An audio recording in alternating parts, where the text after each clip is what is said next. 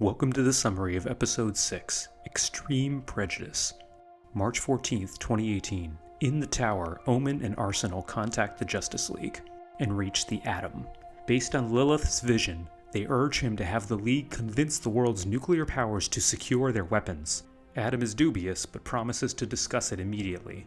Outside the destroyed Star Labs facility in Cairo, members of the team tend to the group of wounded teens from Taos.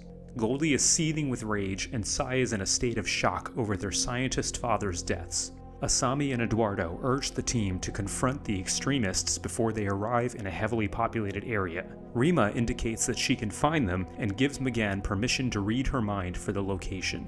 Virgil assures them that stopping the extremists is more important than their injuries and sends them away. Opening credits. As the team approaches the extremists, the demonic entity called Dreamslayer dissipates the bioship completely, leaving the heroes in midair with no ship. McGann is paralyzed with shock, but Blue Beetle catches Aqualad as they all fall. The team begins fighting the extremists, who defend themselves with little effort. Gorgon controls his prehensile tentacles, knocking out Bumblebee. Tracer uses his agility and claws to cut through Beetle's armor. Dr. Diehard magnetically imprisons Miss Martian by pulling up metal from the ground. Dreamslayer weakens Aqualad with fire, and Lord Havoc overwhelms Superboy physically and electrically. With a thought, Dreamslayer knocks out the entire team. At Lord Havoc's request, Dr. Diehard locates the United Nations, which the extremists interpret as the world's governing body. He also tells his group that this world possesses an arsenal of nuclear weapons, more than 6 times the number on their world. As Dreamslayer teleports the extremists to New York, Havoc instructs him to leave the heroes alive. He says that perhaps they can summon others who may actually present a challenge. Aboard the League's satellite headquarters, members of the League receive news reports that virtually all active nuclear missiles in the world have launched and are now suspended in Earth's orbit, pointing downwards. Dr. Fate reports that his attempts to prevent this have been blocked by an unknown magical entity. They suddenly get word that an unplanned live broadcast from the UN is being televised worldwide.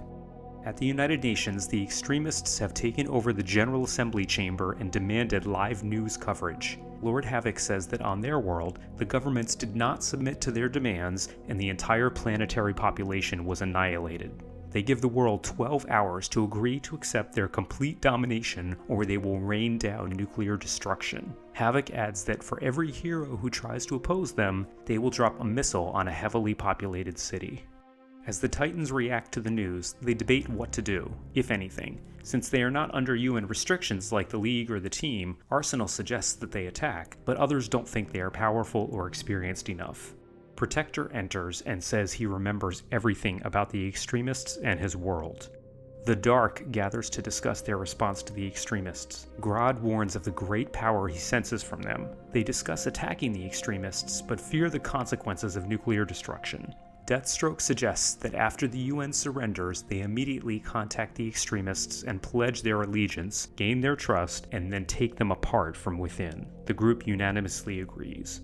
The Justice League has a heated debate about how to handle the situation. By a majority vote, they decide to comply with the extremists for the time being. Jean says he will notify the team. The team is awakened by the teens from Taos and a costumed hero who identifies himself as Triumph. Ty says that Triumph is from the extremists' world and transported the group to the team's location. Virgil says they have some bad news about the extremists. Carrie tells the Titans that the extremists threatened his world the same way and the leaders acquiesced at first, but the extremists' demands kept increasing. Eventually, they started dropping the bombs and wiped out the entire population. Protector and the Justice Unlimiters went into hiding, but they were hunted down and killed one by one. Finally, Triumph discovered this Earth, transferred his warping powers to Carrie, and shoved him through the portal to keep him safe. He suspects that the shock of the dimensional travel wiped his memories. Having been filled in about the extremists' demands at the UN, Triumph says that he followed the villains here to warn this Earth, but he's too late. He tells the heroes that their world is doomed. So just a few comments on the 6th episode. This episode is unusual in that it follows one direct storyline rather than several. One of the best villain groups in DC, in my humble opinion, is the Extremists, who are introduced in full in this episode. Because of the magnitude of their threat, we see the impact on the team, the Titans, the teens from Taos, the League, and the Dark. The Extremists were deliberately designed by DC as a joke, since they are intended to be obvious analogs for some of Marvel's most powerful villains. Lord Havoc is Doctor Doom, Dr. Diehard is Magneto, Gorgon is Dr. Octopus, Tracer is Sabretooth, and Dreamslayer is Dormammu.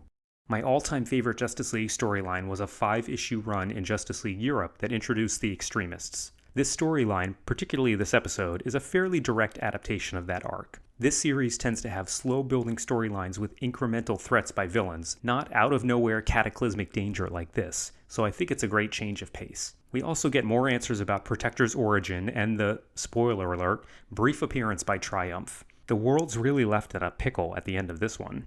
Thank you for watching. Please like and subscribe if you enjoyed this, and look for many more episodes to come. Take care.